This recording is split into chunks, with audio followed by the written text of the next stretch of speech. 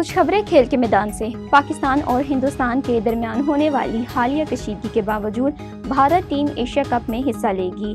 Media reports میں دعویٰ کیا جا رہا ہے کہ T20 ورلڈ کپ کے انعقاد سے قبل بھارت ہائی وولٹیج مقابلہ مداحوں کو دیکھنے کو ملے گا، کیونکہ ایشیا کپ 2025 میں روایتی حریف ایک دوسرے کے مد مقابل آئیں گے۔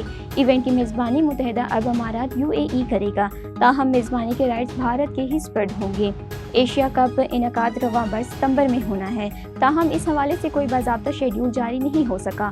میڈیا رپورٹس میں کہا گیا ہے کہ پاکستان یا بھارت ایونٹ سے کوئی بھی دستبردار ہو سکتا ہے، تو ایونٹ کے میڈیا رائٹس جو $170 ملین میں فروخت ہوئے ان پر اثر پڑے گا۔ اس لیے ایشین کرکٹ کونسل ACC نے مبینہ طور پر صورتحال کو زیادہ پیچیدہ نہ بنانے اور ٹورنامنٹ کو غیر جانبدار مقام پر لے جانے کا فیصلہ کیا ہے۔ بحرین میں ABC ایشین والی ووڈ نیشن کپ میں پاکستان نے فلپائن کو 3-1 سے شکست دے کر ٹورنامنٹ میں شاندار آغاز کیا۔ بحرین کے شہر منامہ میں ایشین والی ووڈ نیشن کپ کے پہلے روز پاکستان نے فائپرز کے خلاف زبردست کھیل پیش کیا۔ پاکستان نے ابتدائی 2 سیٹس جیت کر میچ میں گرفت مضبوط کی، تاہم تیسرے سیٹس میں فلپائنز نے کم بیک کیا اور میچ 2-1 کر دیا۔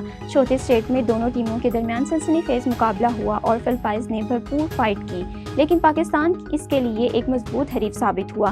پاکستان نے چوتھا سیٹ جیت کر 1 گھنٹہ 6 منٹ جاری رہنے والا میچ اپنے نام کیا۔ جیت کا سکور 25-18، 25-12، 18-25 اور 25-22 رہا۔ FIH national cup hockey tournament میں پاکستان نے جاپان کو شکست دے دی۔ ملیشیا میں جاری FIH national cup hockey tournament میں پاکستان کا پہلے دوسرے میچ میں جاپان کے ساتھ دلچسپ مقابلہ ہوا۔ پاکستان نے جاپان کو 2 کے مقابلے میں 3 گول سے شکست دے دی۔